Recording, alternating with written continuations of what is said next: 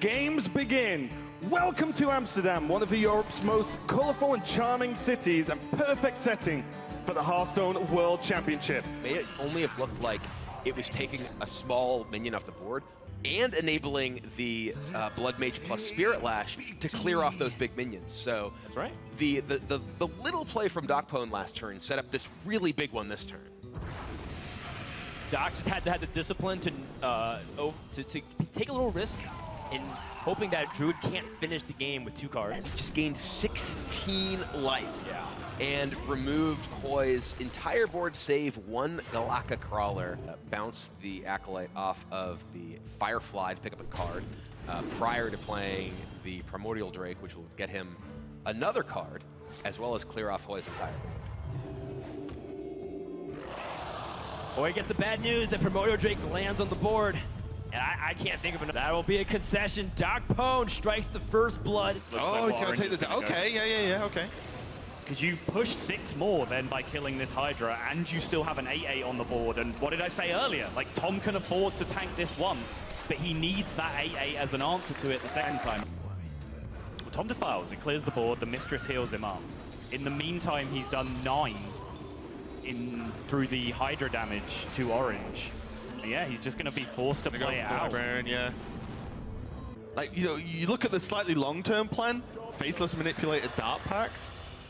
It's not going to get him there. Tom knows it all the time. It looks like he's going to go for the cube. Doesn't need to use the Faceless. This one utilizes the cube, which can be hard to do sometimes. And 2, also heals himself back up. But, you know, maybe the turn after. But instead, Tom's saying, I like 8/8s. I'm going to keep playing these. These are good. Spirit Lash there, doing the big 1 damage to these Giants. Take care of this incredibly threatening board. Orange is starting to piece together a good amount of damage here. The Smite, the Velen, and of course the Mind Blast are all key pieces of the may as well be unlimited damage combo. It feels like often when you're against Priest, but he still is missing the Shadow Reaper and doing very nice clear there though. All the Giants gone. 10 damage on board, 2 Hellfires. That is GG. Tom did not even need any of the madness to take this home. He played 1 Doomguard and facelessed it. That was the Q-block element of this deck up until this point. The Giants that got cubed got dealt with fairly easily, but just minion presence. Which death does Tom want to use? Lyra's not silent, so will continue to do silly things. Mind Vision, another cheap card to use out here. So much juice in the tank for Tom.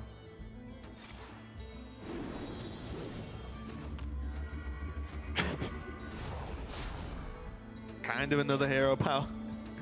Don't want to play it though, it doesn't refresh.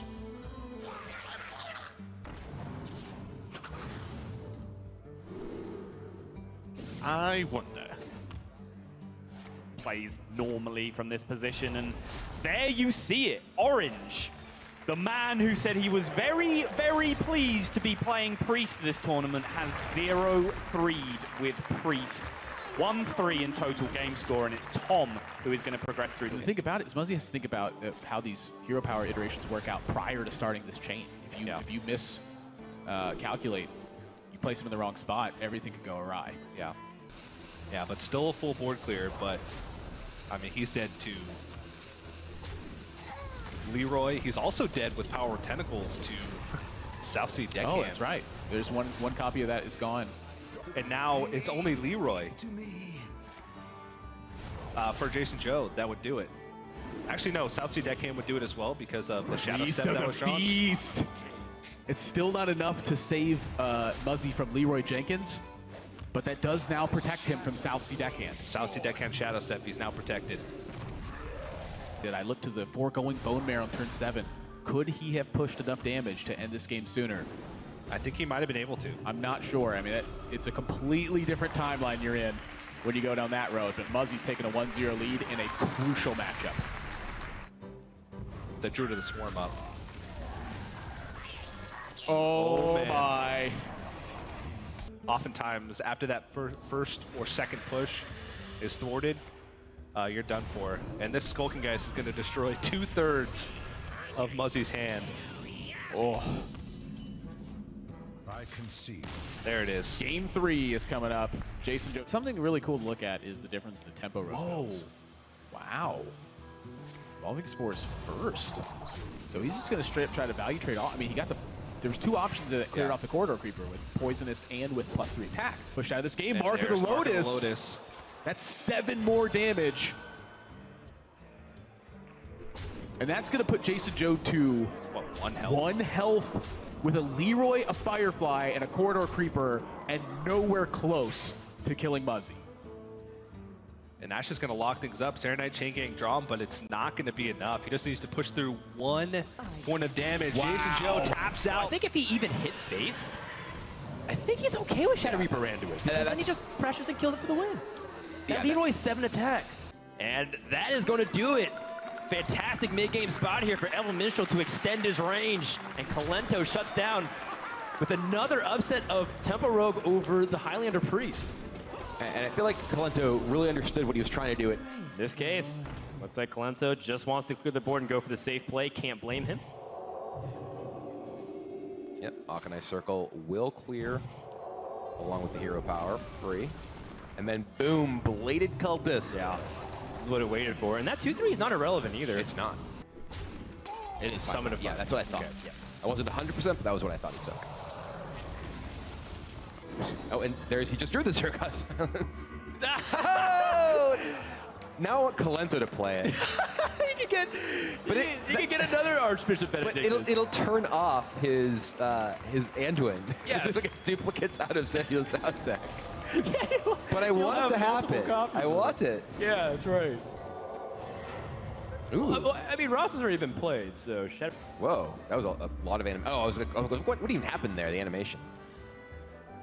Yeah, I guess he has nothing left that cares about having duplicates. He could just Benedictus here. It would make him much less likely to draw his Anduin. Yeah. But ooh, Spellstone. I mean, at this point, it's just, you know, kind of like, it's what, as Kibler says, it's an embarrassment of riches. There's just nothing really that Kalento can really want to have in his hand that wouldn't be already amazing. Shadow Steps. Wow. I've literally never seen Shadow Madness Shadow Step. It sounds like they should work together very well because they're both shadow cards. There is the risk. Okay, there we go. Samuel Sally decides, I don't want it more than enough. Certainly going to be it. Radiant Elemental and Prophet Valen's going to clean up the rest. And not enough armor is going to stand between Samuel Tsao and a winner's bracket match with Muzzy. Kalento at 44. But all that armor, all that life, it is not enough. This is the power of this deck and why so many players respect it so much in this field. He needed to land that Kazakus potion too, and that's why he knew it was the right choice. Instead of going for a huge greed value play with 10 mana. Samuel Tsao taking off the headset, which acknowledges it. We have all of our winner finalists for each group stage, and Samuel Tsao will meet Muzzy for a chance to go to the quarterfinals. And we talked about how this is the young upstart in HCT versus the veteran, and we have had a second upset of with the large range of damage because of that hero power. That Spike Ridge. Oh, Wall Leader. This is going to hurt if you are a member of the Hoy family. There's the blink and the quick look over to Orange from Hoy. Or from on stage Hoy. War Leader goes down. If he pulls his War Leader here, Shadow Reaper Anduin nukes his board. Was considering there as he paused. One way to find out, we'll ask him after the match. Because that War Leader is actively detrimental. Yeah. I wonder what card it would have been that wouldn't have been played. Psychic Scream, potentially? Shadow of Death. Yeah. Because you don't really want to screen the minions back in, right? If it's the last attempt, you want to scream, say, after attack, for example. There's an argument to say that he doesn't beat Shadow Reaper Anduin from that position anyway, so he may as well ignore it. That is a line I can get down with, game but number 1. an incredible. Sword of Justice in Rogue. Getting the job done from the Swashbuckler there. And Orange is going to be going 2-0 up versus Hoy. Staving off elimination with only one more win. But you know, there's even more cards when you start adding out the weird draw mechanics. Right. Yeah, call to arms with Juggler could have potentially been lethal, and then all of the cards that prevented lethal, all of the taunt outs that you listed, come back the other way. Orange definitely you'd have to say got a little bit of the rub of the green in that series in terms of those outs not lining up for Hoy. Yeah, Orange takes the elimination win over Hoy. Let's hear what he thinks about that series as he's down on the stage. That means Colento's going to take game number 1 over Jason Joe. And again, Jason Joe cannot find a win in this specific matchup. Tempo Rogue versus the Highlander Priest. It's a matchup that he's lost twice now, just today. This matchup, he certainly fell victim to just the suite of early game. Jason Joe concedes the game. And Colento is 2-0 in this match. And now, mind you, this is the deck that Jason Joe has really struggled, I think, to find wins with thus far. Tempo Rogue hasn't been kind to him either. Can't quite literally reduce that Shadow Vision's card to Mind Blast, because Jason Joe had drawn that later on in the game. It was the last spell in his deck. I suppose, yeah. You can see there's only one option for the Shadow Vision. Or the South Sea Captain. A few ways that he could do this, but he just needed to make sure that he kept the buff on the deckhand. But that is going to be Jason Joe taking the series, eliminating Colento, and moving on to the decider match. And Colento said it, he has faced Jason Joe a lot of times. And Jason Joe's gotten the better of him in those series. And once again, that is true. One of the most storied players of all times falls to the hands of Jason Joe. And a second European player eliminated in the first 2 elimination matches. There's a chain gang. That is a big board. What?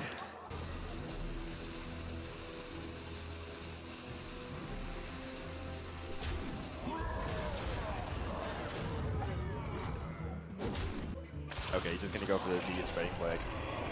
Just gonna set up all of his defense as much as possible here. Yep.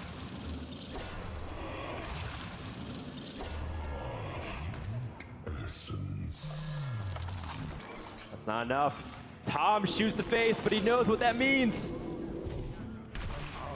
He's out of options. Dokpone dominates Group A and moves on to the quarterfinals. And that was a game that looked like it was going to be an absolute blowout, but it turned into one of the most dramatic games we have seen all tournament long. Yeah, that went 0-60 real quick. Escalated very quickly. And Dokpone is going to move on, defeating some of Hearthstone's greatest. Ra's going to come down here. He's going to go up to 17. There is 7 staring back on the board, plus the Savage Roar is 8 more, plus the Power of the Wild is 3 more. That looks good enough to me. Just wasn't quite enough. Even next turn, there could have been Prophet Valen into heal, which I'm sure Muzzy was thinking about, just to get into that turn 8, but turn 8 was not reached by Muzzy. Samuel Zhao is going to even it up. The Doom God's already dead. He puts himself in a vastly superior position. Also, I take it all back. You do not trade an impin. Of course, you put your opponent to 3. This is, yeah. And there we go. Samuel Zhao gets there with Zoo against the Highlander Dragon Priest of Muzzy. An extremely close series. But what a day of Hearthstone we've had so far. True underdog stories going on.